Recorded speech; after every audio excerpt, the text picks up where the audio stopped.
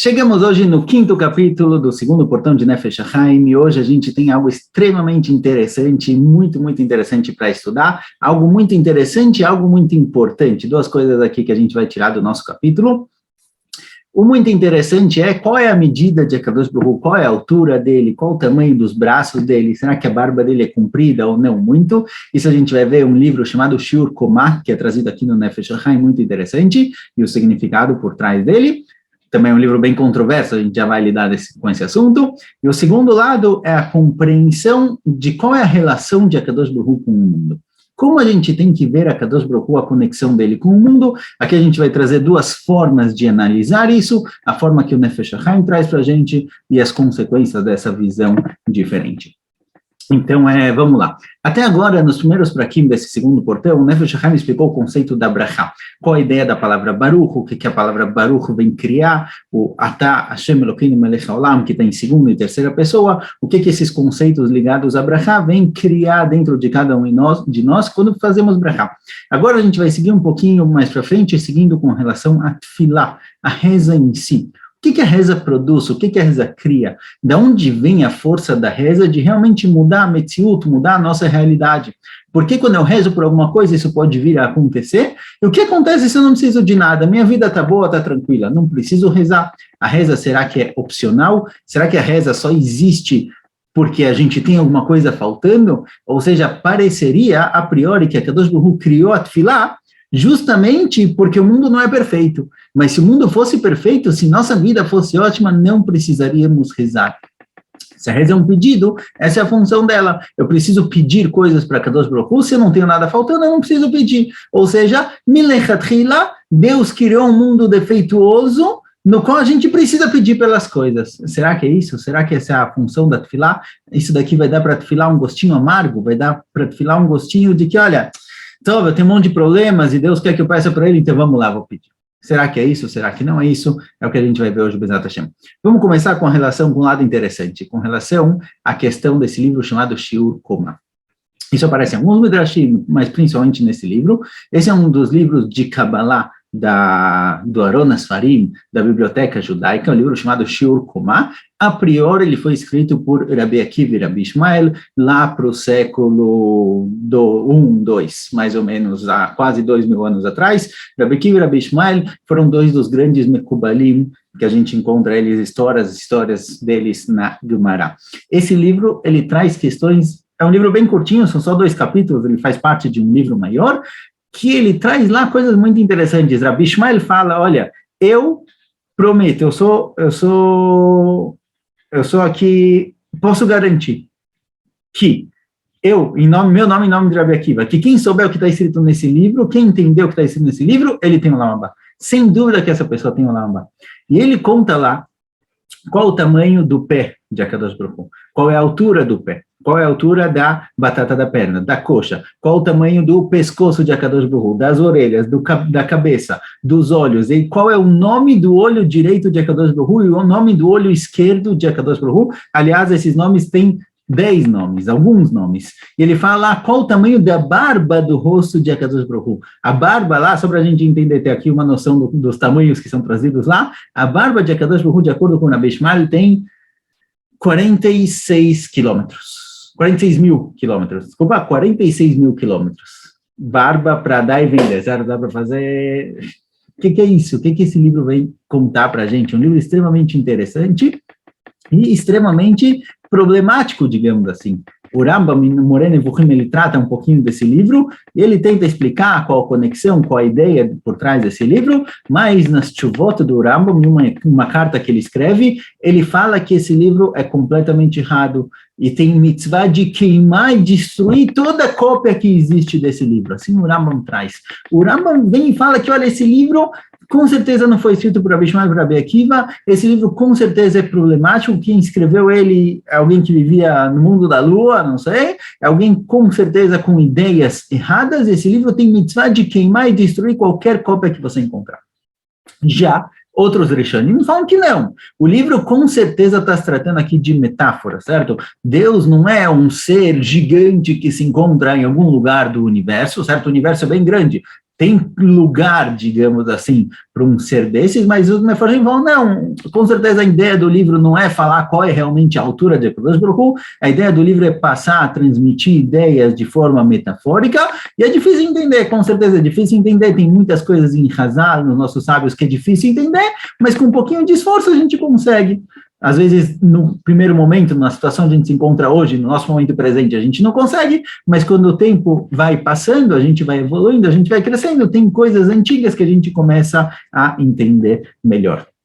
Essa é uma das belezas da Torá, tem muitos conceitos na Torá que na antiguidade era impossível de entender, não dá para entender como pode ser que isso faz sentido, como pode ser que isso é lógico, mas quando o tempo vai passando, as coisas vão se tornando um pouquinho mais claras, quando o pensamento humano vai desenvolvendo, a lógica humana vai se desenvolvendo, tem conceitos que a gente começa a entender agora do que Hazal, do que a Torá estava falando, porque agora a gente consegue compreender isso. Não vamos entrar agora nesse assunto, mas um dos grandes assuntos que é difícil de entender, é a questão do livre-arbítrio. Será que existe livre-arbítrio se, a priori, a Kadosh Baruch Hu já sabe o que vai acontecer? Será que é possível esses dois existirem juntos? O fato de eu ter livre-arbítrio, eu poder escolher o que eu quero, com o fato de que a Kadosh Baruch Hu sabe o que vai existir, será que essas duas coisas andam juntas? E hoje em dia, com o desenvolvimento da física, de um pensamento um pouco mais evoluído, a gente sim consegue entender isso, não é contraditório, mas esse não é o nosso assunto, quem sabe uma vez a gente fala sobre essa questão, sobre esse paradoxo. De qualquer jeito, esse é o livro Shiur Komá. E os Neviim, de certa forma, também compararam a Kadosh Baruch Hu com o corpo.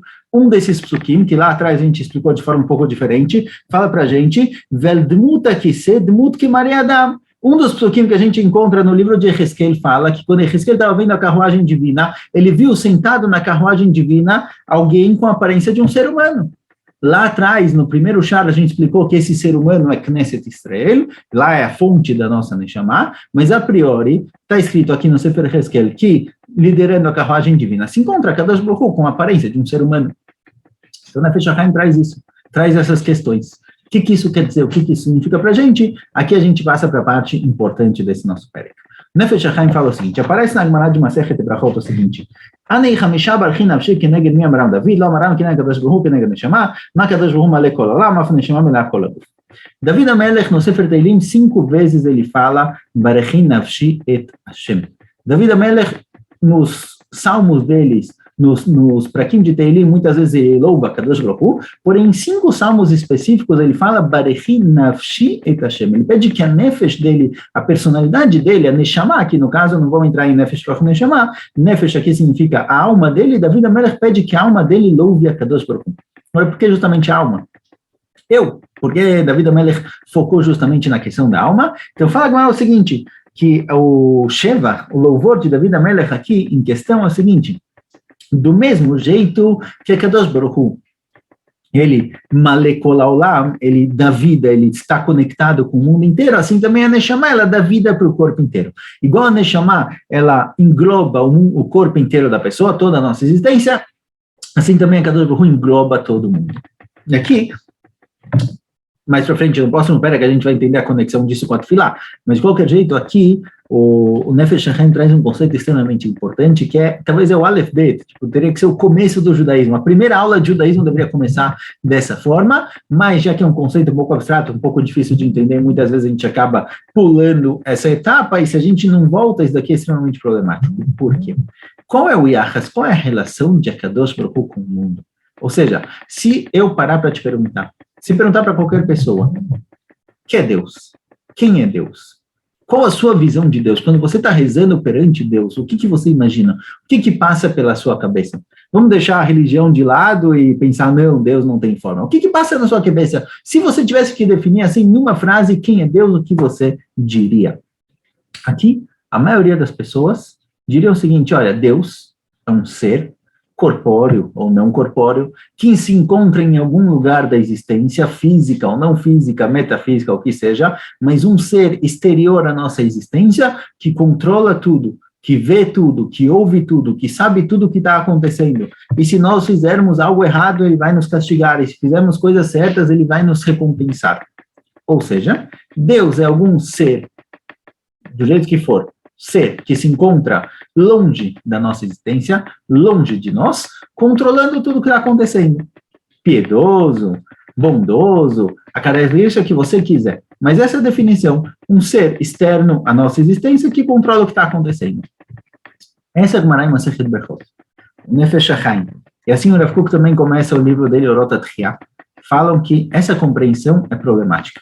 O Rav Kook fala o seguinte, a Binah Yoter Shlema Metukah Shel Dat Elokut, a compreensão mais plena e boa, certo? Plena, ou seja, a mais correta e boa, que é prazerosa, da compreensão de Akadosh Baruch Hu, e a Karata Yachas Eloki Laolam HaKali V'Kol Prat Prat B'Tav, Achomrim Rafanim, Yachas Neshama, Tzad HaRuchani, Amechayim Mele Or Kium Afracha Laguf, que é o Davar Nidrash Lechem Leorav Afracha. O modo correto de compreender Akadosh Baruch Hu é entender que Akadosh Baruch Hu é para o mundo, e para cada particular e particular, para cada ser e ser da existência, tanto físico quanto Ruchani, espiritual, igual a Neshama é para o corpo. O que a Neshama é para o corpo? Quando a gente imagina a nossa Neshama, não imaginamos um ser, corpóreo ou não corpóreo, desligado do corpo, controlando a nossa existência. Levanta a mão, agora baixa a mão, agora levanta a outra mão. A gente não vê assim. A gente sabe que a Neshama é parte da nossa existência. Se ela está na cabeça, se a principal parte dela está lá em cima, só um pedacinho aqui embaixo, que a gente viu no primeiro portão, não vem ao caso. Mas quando você imagina a sua Neshama, você imagina o seu próprio corpo, o formato do seu corpo, com um pouquinho menos de detalhes, um pouquinho mais colorido, um pouquinho mais iluminado. Mas a Neshama é a sua existência. Você não vê uma guerra entre o seu corpo e a sua Neshama. Vocês são um só. Vocês lidam com o mundo, com tudo unificados com uma coisa só. Assim também é Akadosh Baruch Hu. Akadosh Baruch Hu não é um ser externo que controla e vê tudo e julga tudo. Akadosh Baruch Hu é um ser que se encontra dentro de todo mundo, dando vida e dando energia e dando tudo que o mundo precisa, dando vida para ele. Mechaye takola. Akadosh Baruch Hu mechaye, ele dá vida para a nossa existência. Ou seja, não existe, na verdade, não exatamente um contraste, mas uma separação, não são desligados, o mundo e Akadosh Baruch Hu não são duas coisas desligadas, eles são uma coisa, Akadosh Baruch Hu é o lado interno do mundo, igual a Neshama é para o corpo, Akadosh Baruch Hu é para o mundo. A consequência disso é o seguinte, Akadosh Baruch Hu não é um ser que está lá em cima vendo tudo o que está acontecendo e se fizer alguma coisa errada ele vai te castigar. Akadosh Baruch Hu não é um ser que busca controlar todo o universo. Akadosh Baruch Hu está dentro da nossa existência, e quanto mais a gente se desenvolve, quanto melhor é a nossa vida, mais Akadosh Baruch Hu se revela no mundo. Então, se Akadosh Baruch Hu é um ser externo que controla o mundo, então quanto menor eu for, quanto mais eu me diminuir, mais tem espaço para Akadosh Baruch Hu, certo? A gente está numa certa guerra. Se eu quero que Akadosh Baruch Hu se revele no mundo, eu preciso me diminuir para sobrar mais espaço. Mas se eu entendo que Akadosh Baruch Hu, ele se encontra dentro da nossa existência, ele é a Neshama, ele é a alma do mundo, então, pelo contrário, quanto mais a minha existência se expande, mais Akadosh Baruch Hu se revela no mundo. Então, a visão de Akadosh Baruch Hu, a visão de Deus, ela é positiva e não negativa, ela é prazerosa, ela é doce e não amarga. A visão de que Akadosh Baruch Hu está controlando tudo, vendo que tudo está acontecendo, gera na pessoa um sentimento de temor, mas muitas vezes um sentimento amargo, que olha, quanto menos eu existir, mais espaço existe para Akadosh Baruch Hu. Então, eu vou ser o mínimo possível para Akadosh Baruch Hu ser o máximo possível. Mas essa visão que o Rav Kook traz no começo de Orot HaTchiyah, Nefesh HaChaim traz, é baseado na Gemara em Masechet Berachot, que na verdade são os prakim de Teilim de David HaMelech, dizem pra gente o seguinte, não, quanto mais vida você tiver, mais Akadosh Baruch Hu está se revelando no mundo. Quanto melhor for sua vida, melhor Akadosh Baruch Hu vai se revelar no mundo. Se você sentar para comer uma saudade de Shabbat, e você vai engordar, digamos assim, certo? Vou pegar uma questão aqui prática, você engordou, você cresceu, Akadosh Baruch Hu se revelou mais no mundo. Isso dá uma visão muito mais positiva. Obviamente, não tudo que eu faço é bom, isso não quer dizer que todo comportamento meu é bom, é positivo e vai trazer mais a Akadosh Baruch Hu para o mundo, existem mitzvot e averot, mas a visão original que dá a minha ligação, a minha conexão com a Akadosh Baruch Hu, não é uma visão de que, olha, sou eu contra ele, quanto menos eu, mais dele, e sim, nós dois estamos juntos, tentando criar, tentando fazer alguma coisa, com, obviamente, a separação entre o ser humano e a Akadosh Baruch Hu. Existe o Criador, existe a criatura, não vamos confundir isso, certo? O Criador nunca vai se tornar criatura, e nós, criaturas, não somos criadores,